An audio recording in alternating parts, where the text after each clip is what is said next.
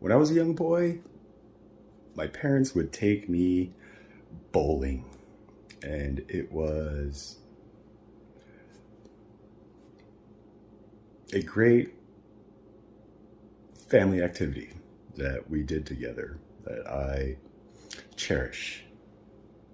I still remember my dad has like the most unique signature bowling.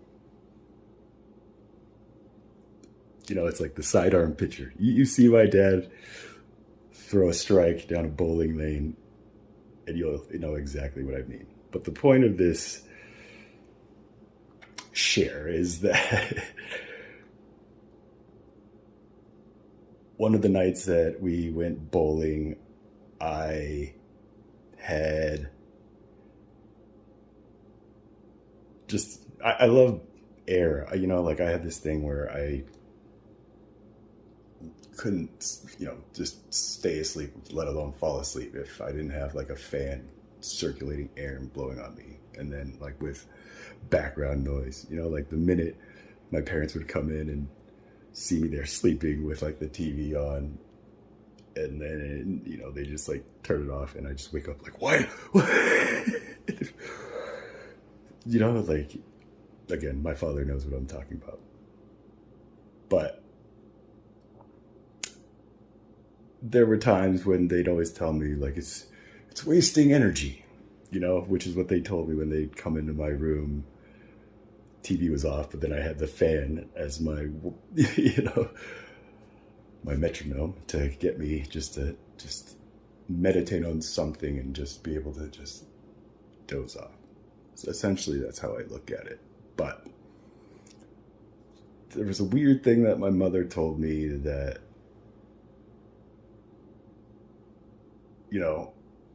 this was like the next phase where it's like, I get it, it's wasting power, but I'm not, like I was bargaining. But then her explanation to me was that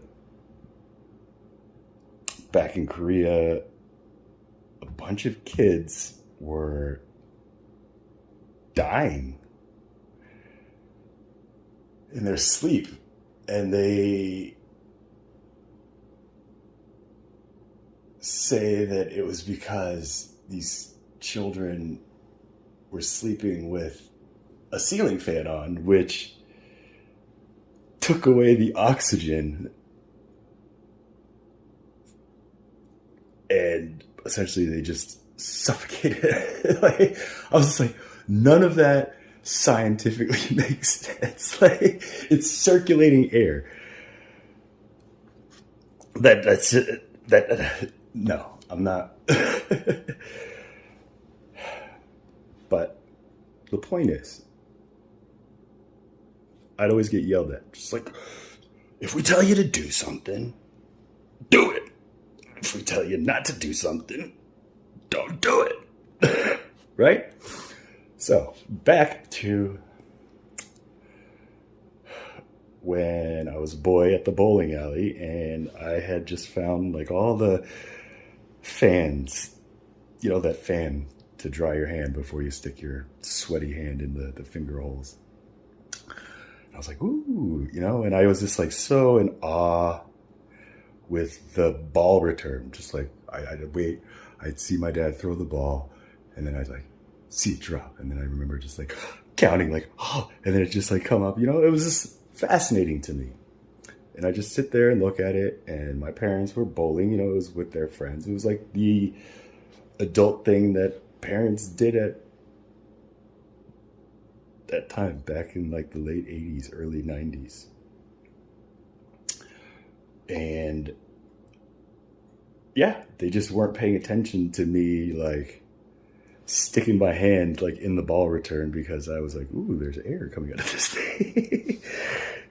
And then I just remember the ball, like my hand it was this hand right here. The scar is barely visible now, which is, I guess, a sign for something. But I just had my hand like this in the ball return. The ball came up, rolled over my hand, which essentially just sandwiched my little elementary school hand against the belt, which ended up just giving me, like a burn. It was just a little scar. But you can imagine just probably being in that bowling alley, just hearing this little Asian boy like, and then, like it was probably a scene is all I'm saying. And the lesson that came from that began from that, was that's not my fault. Like my dad told me, there's a sticker right here. Do you know what this sticker says? And I was like, no. He says, if you could read, like an adult, you would know that this sticker says, don't do that. So just, that's why you gotta be smart in school. my parents were always good about just tying it back to that's why you got to study hard and learn how to read these warning labels and such. But again, this was what spawned this ongoing teaching that my father always used, that I wasn't able to fully grasp and appreciate the magnitude of the wisdom that was just behind the simplicity of just asking me as a child, Charles, if you saw a cup on fire,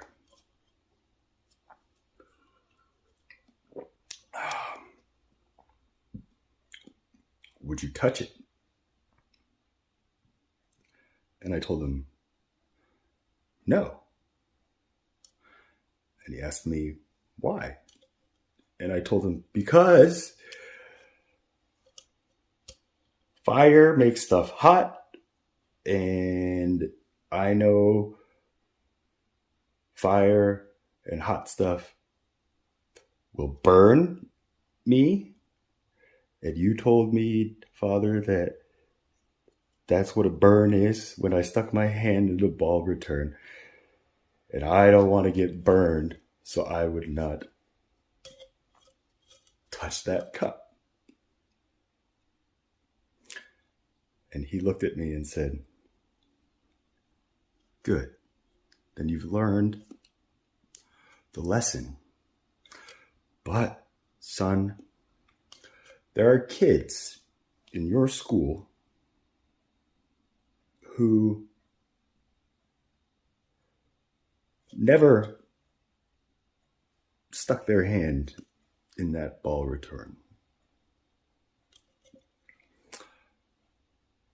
And he realized that that was in American culture because parents just told him, like, don't do that. I feel like Western and Eastern child raising is just literally yin and yang. I think in Eastern culture, you see the child, about to stick something in a socket, you're more likely to just let them do it and learn the lesson the hard way. They got to know what it feels like to get electrocuted, to get a sense of any kind of lesson, right? And then in Western culture, it's just like, don't do that. Just if you got a fork and you're just even like, it's like driving, like, look out for that tree. You mean that tree? Like, it blocks down that way. It's literally like that. But it's just the different kind of nature versus nurture process. But again, back to the burning cup. He told me that these children have parents who told them fire, if you touch fire, if you play with fire, you get burned. And they know not to play with fire. Those are good kids. And then there are kids who play with fire, get burned, feel how painful it is to get burned, and then they say, I don't want to play with fire or touch fire again. Those are good kids, just like you. So I was just like, okay, can I have my soda? Now, fast forward into the dark ages of my history, we'll just call it, to which I just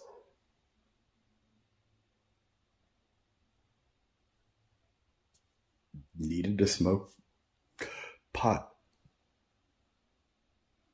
to drive out all the battles out, just constantly, like the devil and the angel. Just everything I was doing, could I just shut you both up and just like relax? And that's what I would just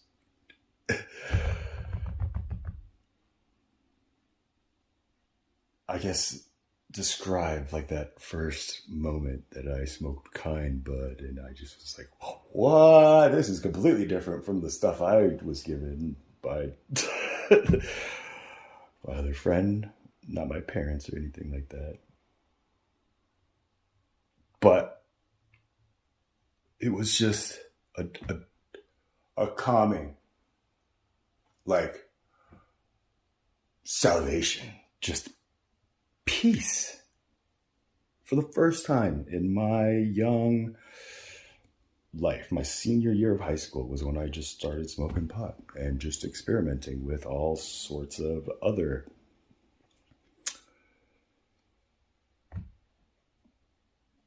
things.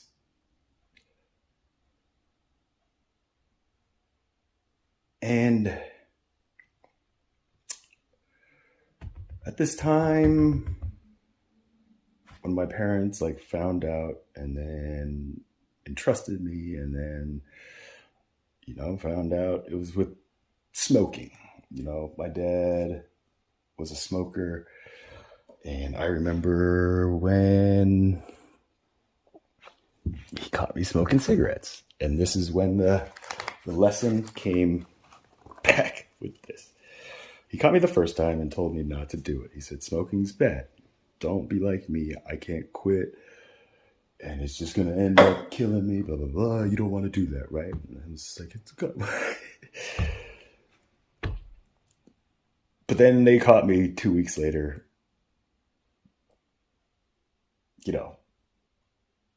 and then my father made me sign a contract saying, if I get caught smoking again, I give my parents consent to cane me 9 times. And if you don't know what caning is, this was back in 1990s where an American man named Michael Fay went to Singapore and was arrested for vandalizing, spray painting graffiti.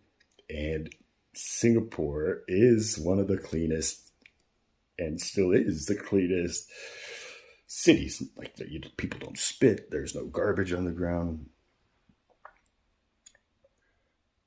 And again, this American goes to this other country, commits this crime under the assumption that he has amnesty and that he won't be punished as a Singapore citizen would be. To which this was a huge lesson in my generation's time period, where it was just like, wow, that's a crazy kind of capital punishment to hear that in Singapore, It's not like you go to jail. It's just, no, you go into the town square, you drop your pants, and somebody whose job it is given a stick designed to, hurt, yet not, like just like the whipping of. It was a very, it was like, in America, just a spanking on, like you get a switch. It's like that, only to, an actual, this is how that country hashes out punishment. And then if you don't learn from that, then I'm sure they throw you into some kind of internment re-education camp to get you to think straight or self-correct yourself. Now with self-correction,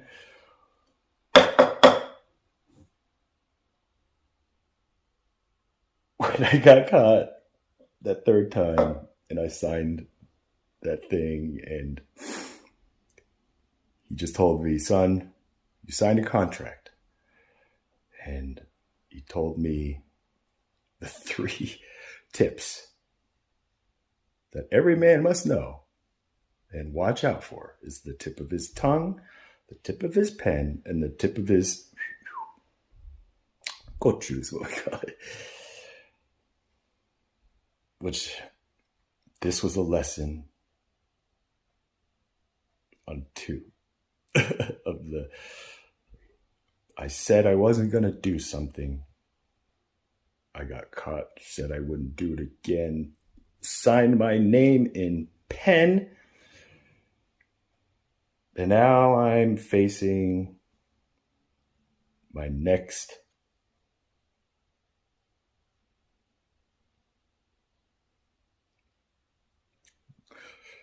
crime against my word. And so my father told me, this is the 3rd time, go to the garage and get me something to cane me with. I was like, oh my gosh. And I remember just, like this middle school kid going to the garage, and I see a baseball bat, a golf club, and a hockey stick. And I was like, where is my wiffle ball bat? And I grabbed the hockey stick. I thought that would have more resistance, and received my canings.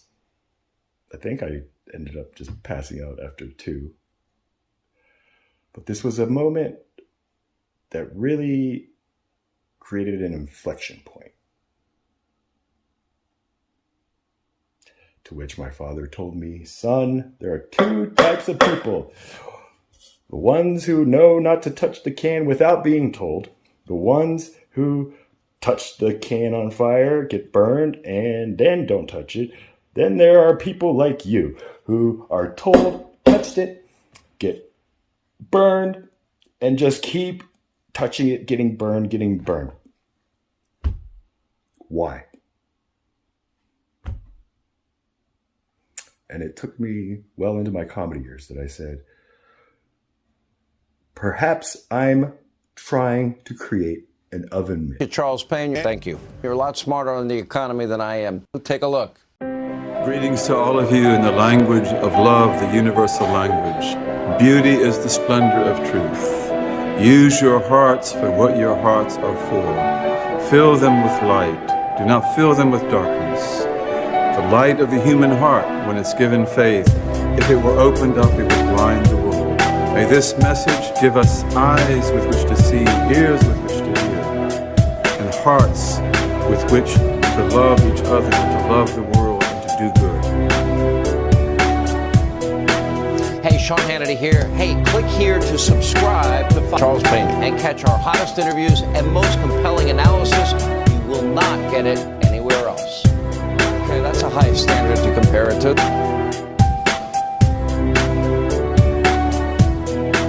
First step in solving any problem is recognizing there is one.